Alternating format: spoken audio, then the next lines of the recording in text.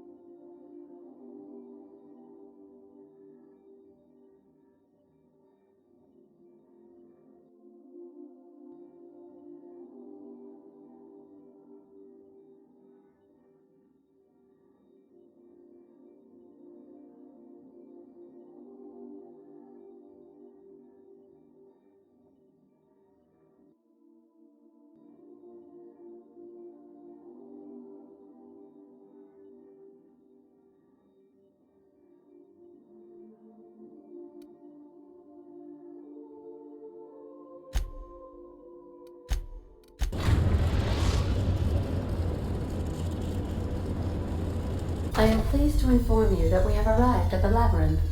Please be advised that the punishment for trespassing is execution.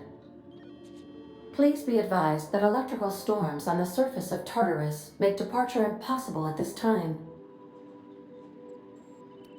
Resident count is as follows: 3,071. Resident deaths, including but not limited to executions, are as follows: 1,684. Resident escapes are as follows: 0.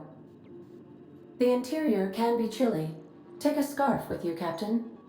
I would also ask that you leave your captain's ID with me, in the event that you do not return. I can make the assurance that I will not leave with another captain unless you do not return within 876,541,652 hours. Oh, speak of the devil. Captain, I am receiving a transmission from the prison's docking authority now. Attention, unauthorized spacecraft. This is a maximum security installation. Your presence here is an explicit violation of UDL corporate policy. You are hereby confined to your docking platform until a ticket detailing your crimes has been filed and notarized, at which point your vessel will be seized and you will be executed.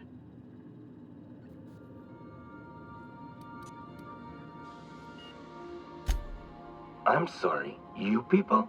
Did you just cast a generalization on upstanding UDL employees? That's a fine of 200 bits. You're up to 5,708, not including the cost of your execution and the disposal of your remains, which will be assessed posthumously.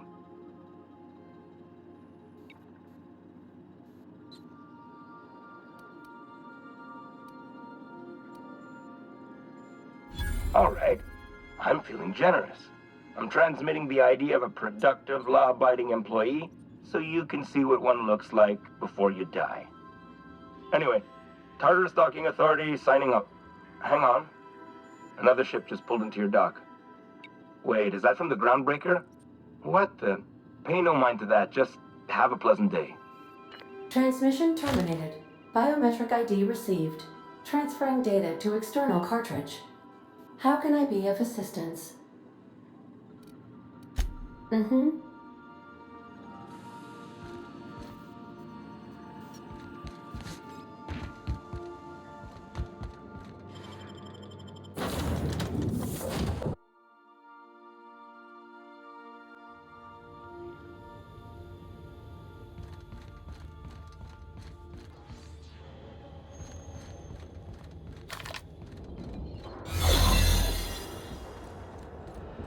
The captain did right by us once. Now it's our turn. The board will never own Groundbreaker. Not while I reign.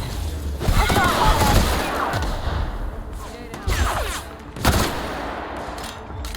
Protect the Groundbreaker cover!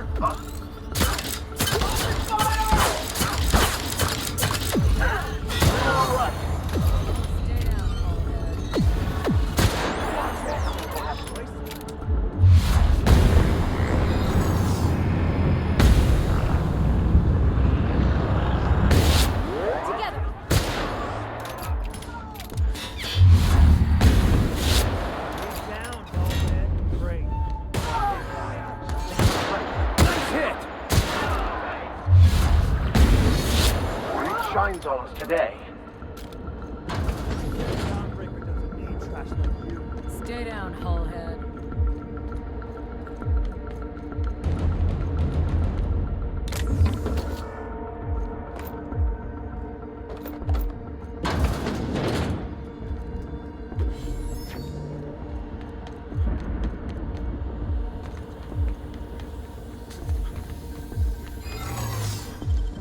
Nicely done.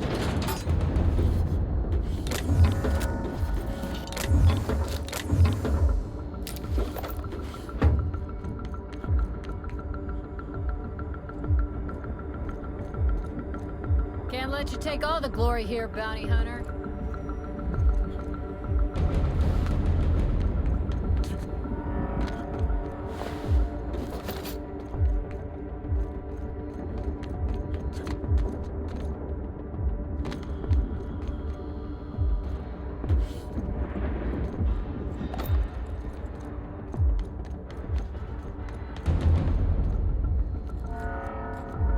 I find myself marveling at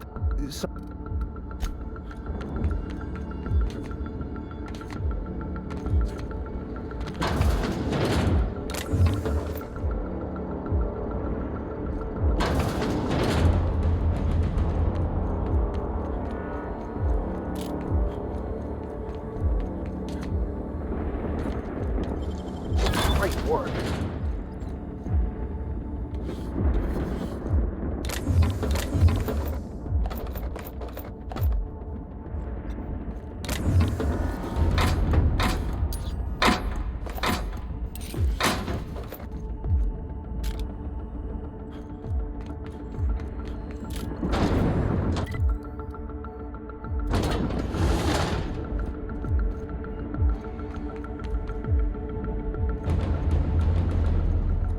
The prison has the bars, but it's got a storm like that guarding the gates. Entering the labyrinth's the easy part. Making it back out. I'm still trusting your plan on that one, Captain.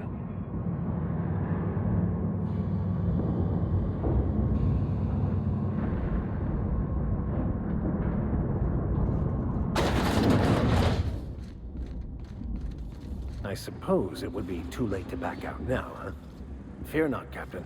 I'll watch your back.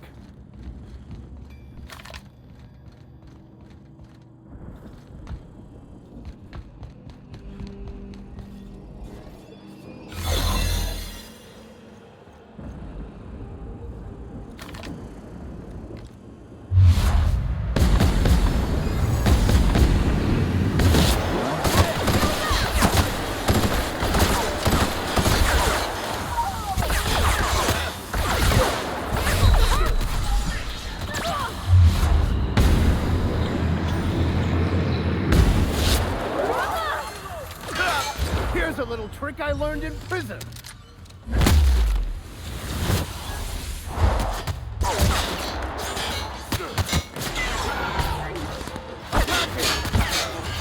fix you right up!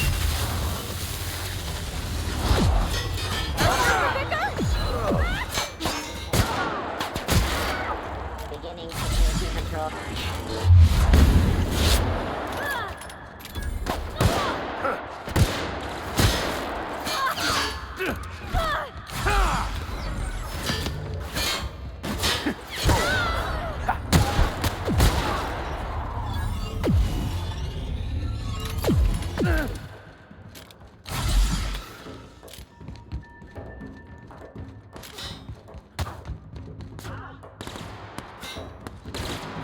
Heading back.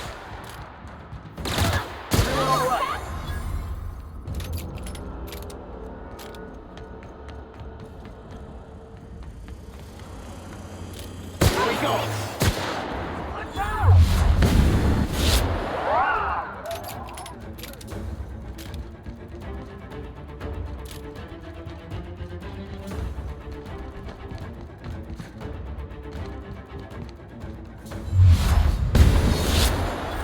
Don't mess with us. I'm on my way.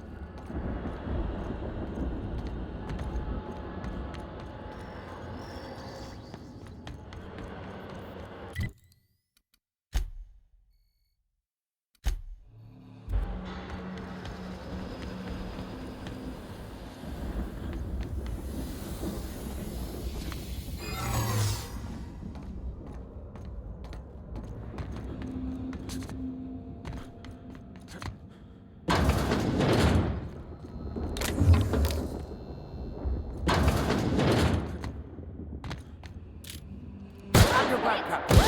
Nice work!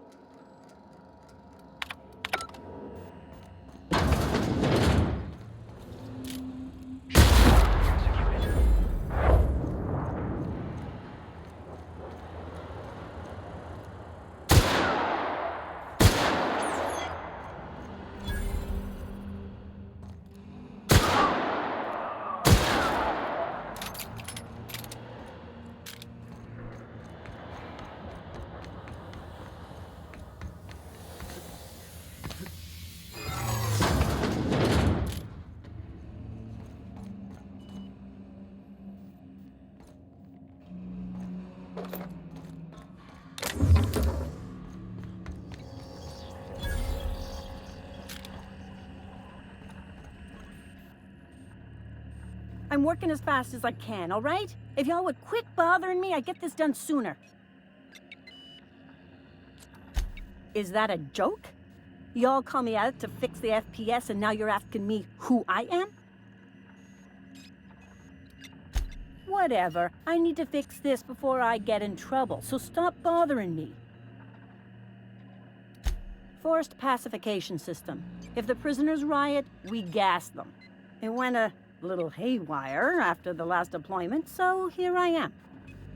Anyway, I need to finish this, so get out of here, will you?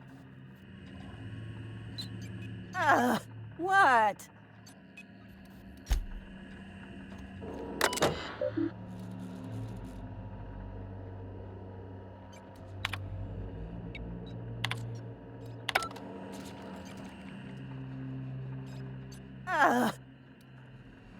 Of course. Why?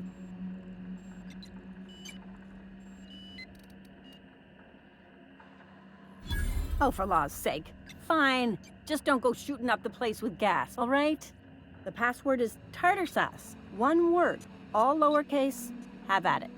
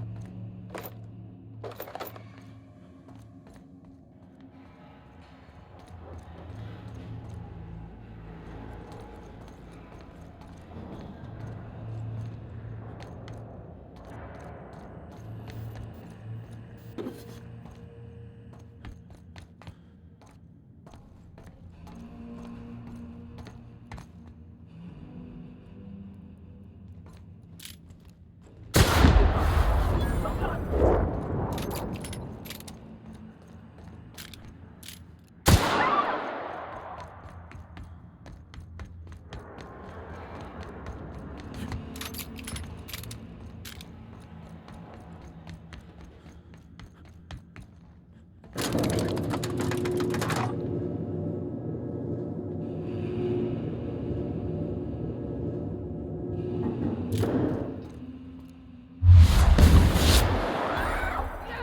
go, troops.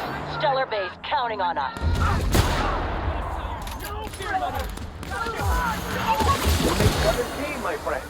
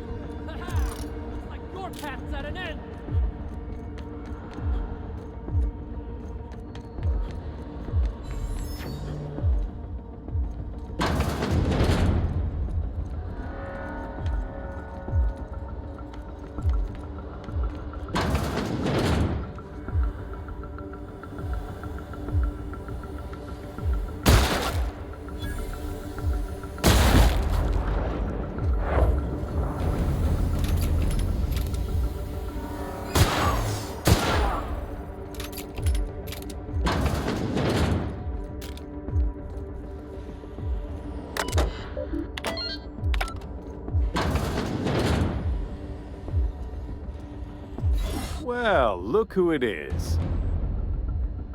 I'll be damned.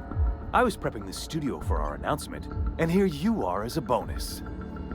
I had heard you'd taken a mechanic under your wing. What's the matter, girl? Couldn't find actual employment? The captain's treated me right. Better than any of you bored folk ever have. I'm exactly where I want to be. And the convict. The vicar. You know, most people, once they're out of prison, don't seem keen on returning. Oh, I would go anywhere to see you fall, sir. When you go off and get yourself shot, try to avoid taking one to the face. I'll want it recognizable to show to my citizens. My word! You've correctly identified the most recognizable man in the colony. Remarkable. It's a wonder what Phineas saw in you. Then again, he's an insane person. Thankfully, he's our insane person now. A proper company man. Yes, he is an extraordinarily obstinate fellow, isn't he? Fine, he isn't working for us per se. Semantics, he'll come around. But that's between us.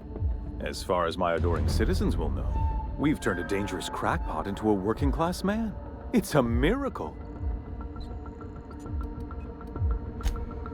Oh yes, go on, wake them up, add more mouths to feed. That'll solve our starvation problems. I don't know what half-baked plans that simpleton in a lab coat has been leading you through, but it's done. It's over. Let me ask you something, Captain. Have you at any point thought about not fucking up our entire society? I believe we could ask you the same. I'm making actual progress towards stabilization and recovery. You're just getting in the way.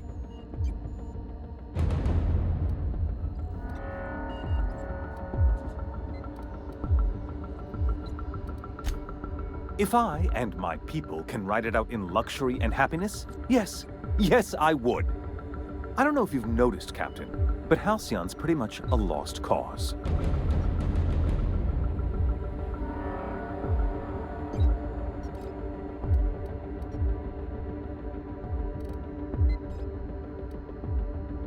You are a captain of action.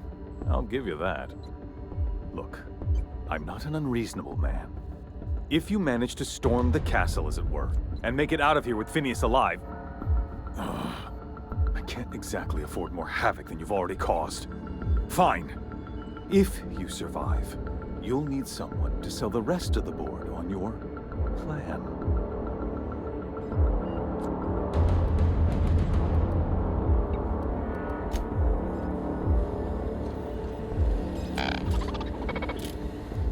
Over quick. Everyone all right?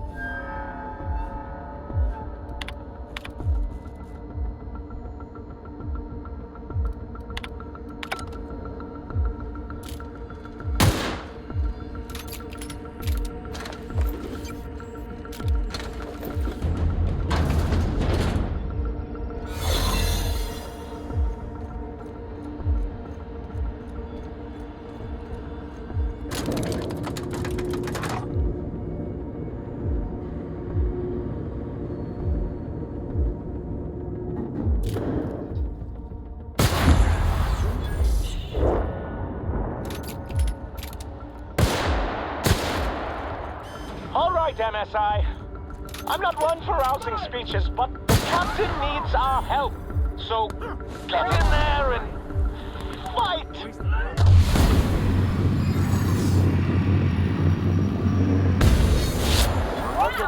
Great work!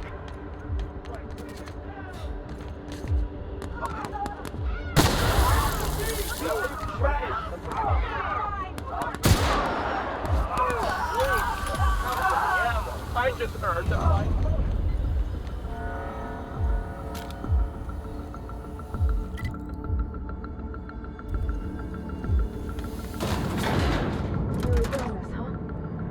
Everything in my life has been leading up to this point. I am, I believe, ready for this.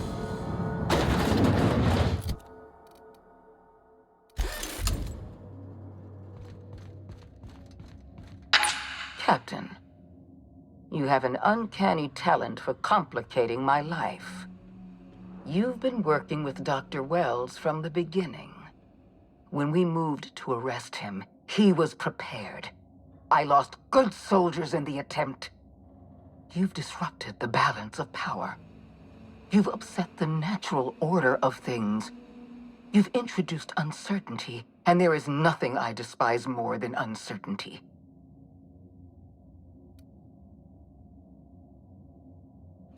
I'm afraid I can't do that. To your credit, Captain, you are one of the colony's finest specialists. Your technical abilities are beyond reproach. For all your talents, you are the enemy of Halcyon, and therefore you are my enemy.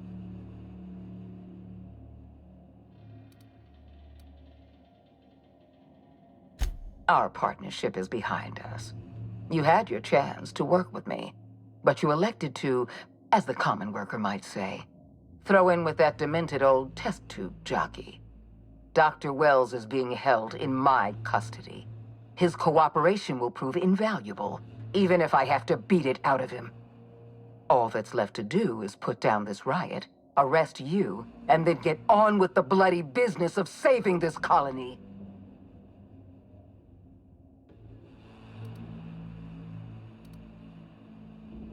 In that we are in agreement. An end to violence is precisely what I want. An end to chaos. An end to senseless loss of life. The only obstacle standing in my way is you. You were one of my finest agents once. I don't want to destroy you. Turn yourself in, and I may yet show clemency.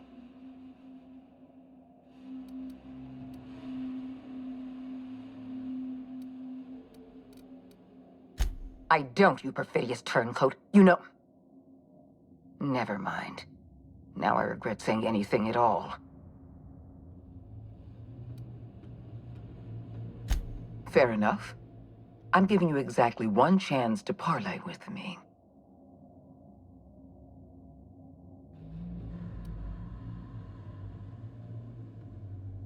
Interesting that you think I'm going to die here. I believe I'm more than capable of taking you on.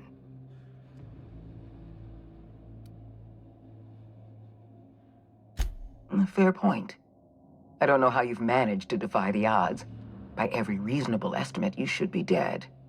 Yet here you stand. I've devoted my entire life to protecting Halcyon. I'm not afraid to die in the line of duty.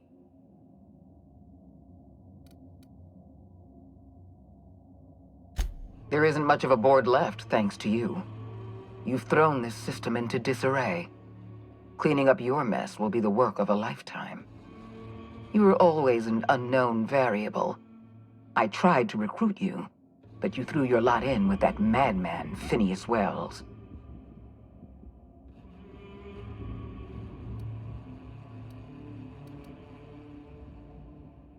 I'm aware of Dr. Wells' plan. Revive some brilliant scientists and engineers from the Hope and work with them to save the colony. He's already revived you, after all. 50 or 60 years ago, I might have agreed with you. But we've passed the point of no return. The best scientists in Halcyon can't save us now.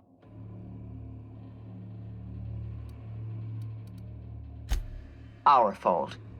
If the board had acted a generation ago, if we'd recognized the warning signs, we would never need to implement the program. I haven't given up on the program yet. You've caused some complications, but I can improvise. I can fix this.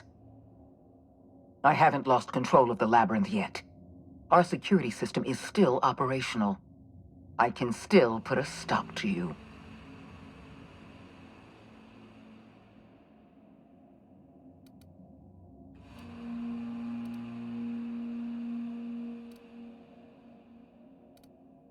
When you put it that way, no. Not in the least. Damn it all. Very well. You win. I'm familiar enough with your methods to realize my chances of survival are low. Congratulations, Captain. You've outplayed me. I accept your terms and will return Dr. Wells to your care.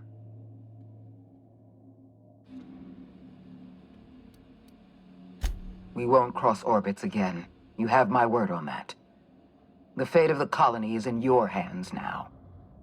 I bid you farewell, Captain.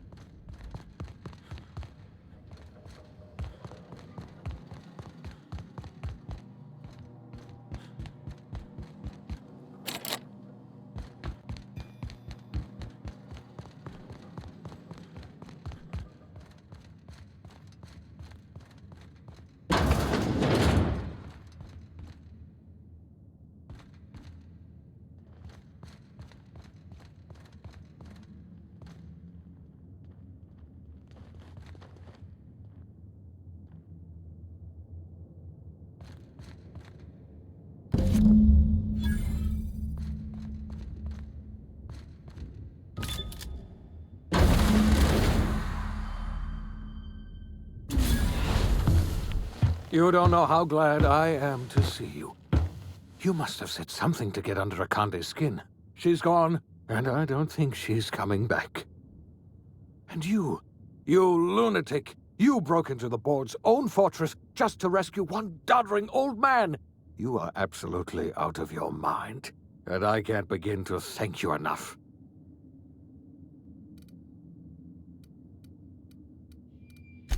Ah, All in a day's work for you, huh?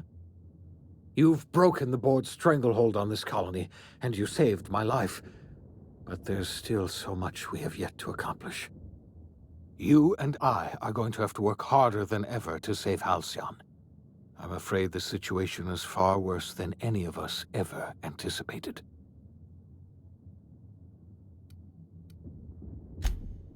Earth has gone dark. We haven't received a single message in 3 years. There's been no communication, no signals, nothing. 2 years ago, the Earth's Directorate's frigate disappeared on their way back to Earth. We don't know what they discovered when they arrived, or if they arrived at all. Earth is only an idea to us. But that idea is the bedrock the colony is built upon. If people were to find out it's gone dark, the shock could be too much to bear. I don't want to imagine what'll happen once news gets out. Let's just keep this between us for now. You mean we're all alone out here? Really alone? I'm afraid so, Miss Holcomb. Halcyon is the only home we have left. Returning to Earth is no longer an option. We're in serious trouble, my friend. Do you know what this means for Halcyon? We can't rely on Earth for support anymore. We've been cut loose. We're entirely on our own.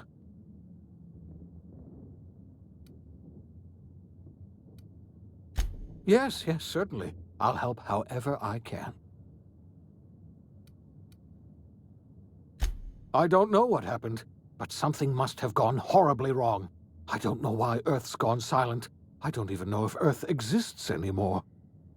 We have no connection back to Earth, and return is likely impossible. We're completely alone out here. You might have heard of the Earth Directorate's frigate. Half the colony's entire military was on that ship. They were returning to Earth when they vanished without a trace. That was 2 years ago. We haven't heard a word from them since. Whatever happened to Earth likely happened to them. I wasn't trying to hide the truth from you, but after all you've done, I owe you an explanation. Yes, I experimented on the Hope's colonists. Each of my experiments ended in catastrophic failure. Each of my subjects died in agony. You are my first and only success. I didn't tell you about the others because I didn't want to burden you. My failures are my own to bear, not yours. Thank you. Perhaps in time I'll learn to forgive myself. My apologies. I need to get a hold of myself. We've far more pressing issues to worry about right now. If you have any more questions, ask me. I'll answer as best I can. Yes, we do. You've done a marvelous thing. You've succeeded where anyone else would have failed, including me. We must begin the revival process immediately, starting with the Hope's brightest minds, and then we're going to fix this damn colony, one problem at a time. We're going to need a leader, and I can't imagine a better person for the job than you. What do you say, old friend? Will you help us?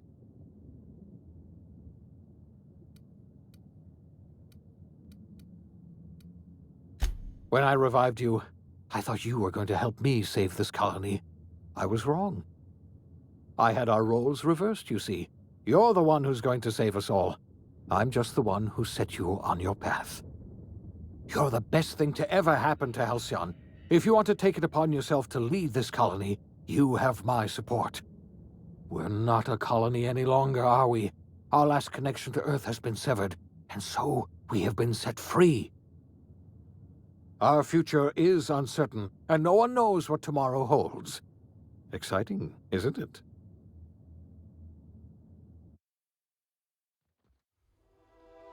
The OSI teaches that everything in the universe happens according to the grand plan. But the stranger that arrived in Halcyon was an unplanned variable.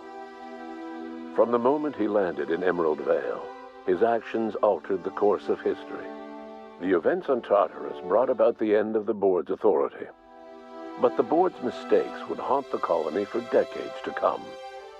The damage they left behind would require the work of a generation to repair.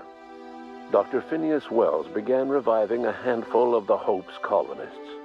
Engineers, scientists, technicians, and intellectuals.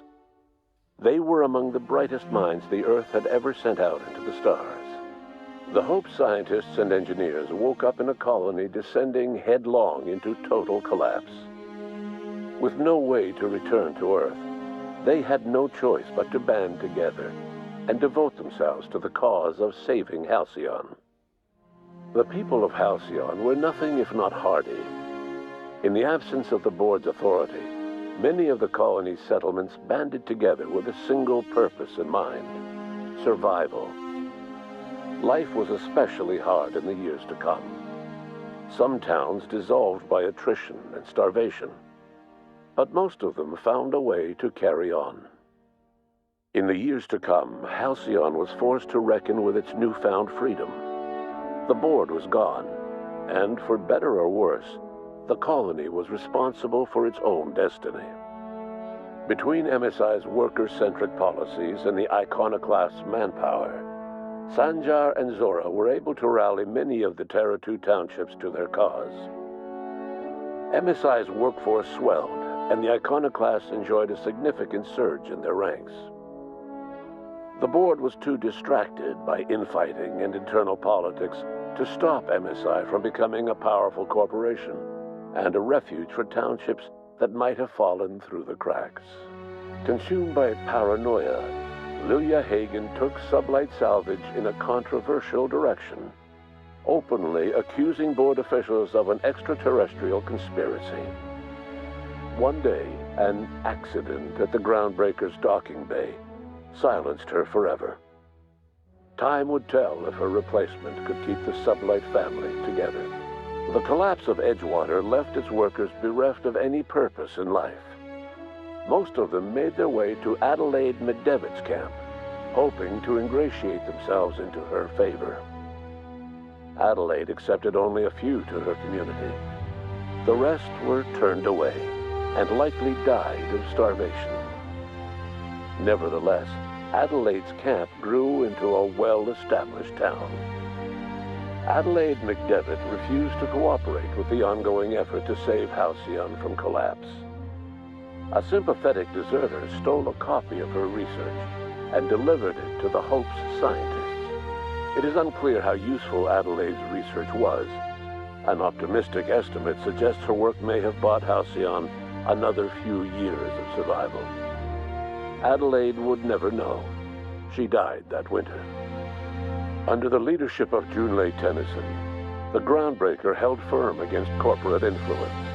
The ship's mechanical stability gave Junlei the time to educate a promising generation of engineers schooled in her family's traditions. The future of the Groundbreaker looks promising. The rediscovery of the Hope and the abandonment of the lifetime employment program forced Byzantium to come to terms with some uncomfortable realities about the state of Halcyon.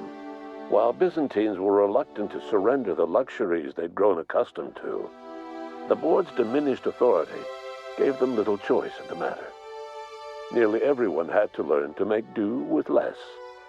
Some even had to get jobs. It was a dark time indeed. Even the Gorgon asteroid, though a distant enigma to most of Halcyon, felt the aftershocks of your actions. Olivia and Minnie Ambrose worked together to cure the marauders Adrena Time had created. Through their partnership as scientist and administrator, they discovered the harmony that had eluded them as mother and daughter. And through years of patience and effort, they discovered the means to wean Halcyon from the scourge of Adrena Time. Their work eventually allowed Wells and his scientists to treat many of Halcyon's marauders. As their addiction waned, the colonists who had lived for so long under the thrall of Adrena Time returned to their communities and loved ones, and joined in the effort to save Halcyon.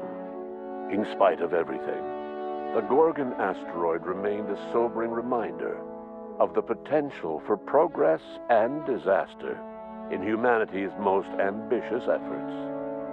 The Rizzo's company in Halcyon dissolved after the collapse of the board. Needless to say, the launch of Spectrum Brown was indefinitely delayed. A stockpile of Spectrum Brown remains buried deep beneath the ruins of the old distillery, abandoned to time and attrition. Ruth Bellamy never forgot the words you said to her. She coped with Belinda's death by committing to live in a way that would make her sister proud.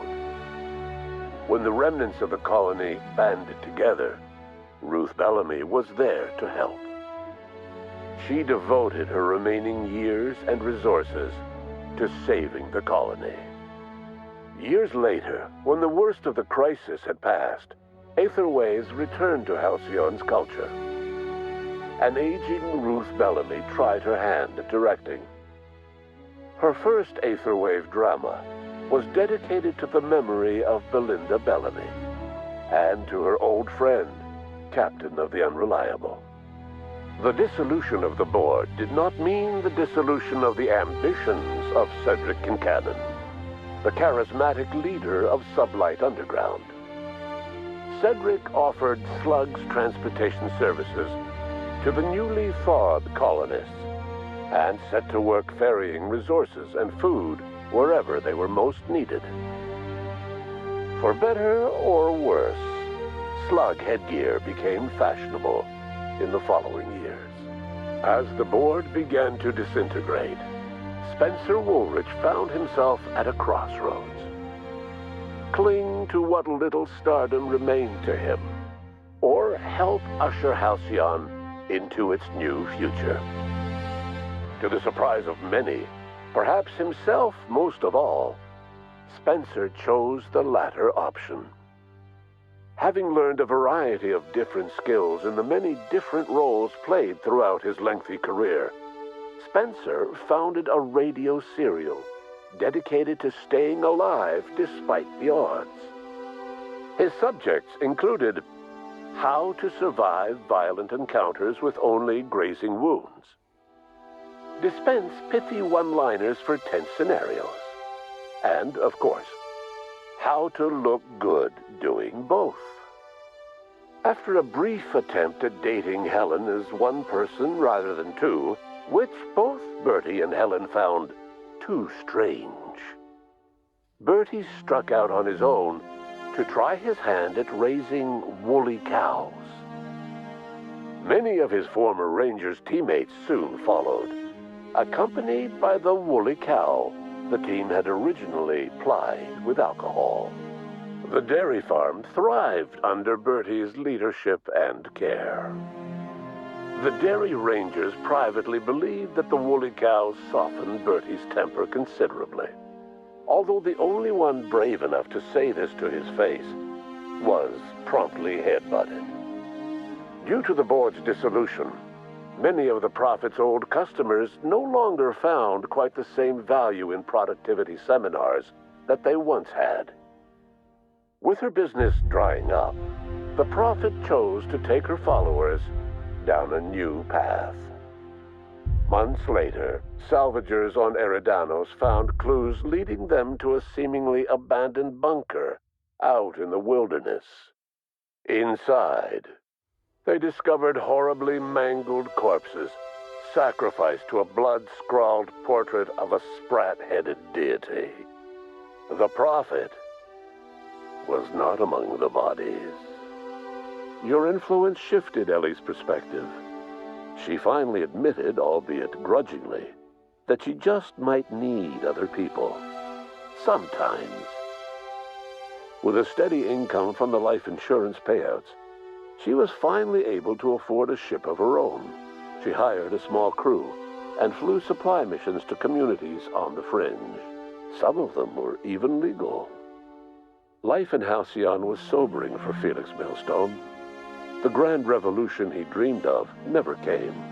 There was no great awakening for the colony, no celebrations in the streets. There was only the hard, desperate work of trying to repair a broken colony. Felix never had a head for numbers, but if there was labor to be done, he was there to help. Eventually, Felix realized that the work of a revolution was done with two hands. As much as he enjoyed his adventures aboard the Unreliable, the vicar, known as Max, eventually decided that it was time to move on, to live out the life he had sought so long to create. He knew there were many in the colony who carried burdens much worse than the ones he had struggled with, and he devoted himself to easing their suffering wherever he could. He only ever took up arms again to defend the defenseless. Unshackled from a lifetime of striving and fighting the universe and himself, Vicar Maximilian de Soto was finally at peace. Once the matter with the Hope colonists was resolved, Junlei bashfully asked Parvati if she'd like to join her permanently on the Groundbreaker, and Parvati enthusiastically, if somewhat awkwardly, agreed. The stories of her adventures spread across the colony, and Parvati soon found herself the center of attention. Having served as the engineer of a renowned spacecraft, tramp freighters and wildcat miners sought her out by name, and in no time, she was a fixture in the Groundbreaker's mechanical ecosystem. She and Junlei were never far apart. Nyoka returned to Monarch to take another crack at making a permanent life for herself. She formed the Charon Group, a mercenary outfit of ragtag survivalists and wilderness experts. Anyone in need of a guide, or just looking to throw back a beer and swap stories, could find her camping on the trail or clearing an infestation. The SAM unit that accompanied you spread awareness of the product line's superior sanitation and maintenance capabilities across what was left of the colony. This led to a boost in SAM unit sales. Did you know that SAM units are the longest-lasting, toughest-acting cleaning solution in Halcyon? Minister Clark was released from house arrest, and his contact with you gave him a sense of renewed purpose and vigor. Once it became clear that no help would be coming from Earth, he threw his considerable efforts and talents into helping Halcyon manage the crisis before it. It was widely suspected that Sophia Akande was the true power behind Chairman Rockwell. However, after the riots on Tartarus, she was never again seen in the colony. Various theories circulated as to her fate. Some believed she boarded an interstellar ship capable of journeying to a distant colony. Others believe she died trying to escape Tartarus. Some few suggest she fled to Monarch, where she continued to live among a small band of loyalists. There is another theory, which suggests that Sophia's encounter with you changed her, and she deliberately retreated from public view, but continued supporting the colony in secret. When Dr. Wells began reviving the Hope's colonists, he found himself with a sudden windfall of additional supplies and resources, courtesy of an anonymous donor. If Wells knew who his supplier was, he never told a soul. As for Dr. Phineas Wells, he spent his remaining years in his orbital lab. He eventually came to terms with his own past and was able to forgive the mistakes of his younger self by devoting his remaining years to serving the colony. In the end, Dr. Wells was able to save every scientist and engineer aboard the Hope. Over the next decade, nearly all of the Hope's remaining colonists were successfully revived. Halcyon saw a period of rapid technological and scientific advancement. Breakthroughs in dietary supplements saved the colony from starvation. Geoengineering projects and social reforms began to change the structure and character of the colony. Dr. Wells laid the groundwork for the project to save the colony, but he would never live to see the fruits of his labor. He passed away a few years later. His work was carried on by the scientists and engineers he revived. Today, Halcyon has stabilized. The people of the colony work hard to adapt to their new circumstances. Nearby colonies send aid and supplies. Life will never be easy in Halcyon, but for the first time in its history, there exists a sense of real, genuine hope about the future. And what about you? The unplanned variable in the history of Halcyon. Long after Wells passed away, you carried on his work with more energy, determination, and brilliance than he could ever muster. The years that followed were hard, but Halcyon survived by the efforts of the Hope's most promising colonists the greatest of which was you. No one knows what's happened to Earth, and no one knows what the future has in store for Halcyon. All we know for certain is this: the name of the Unreliable and that of its intrepid captain will remain the subject of countless stories for years to come.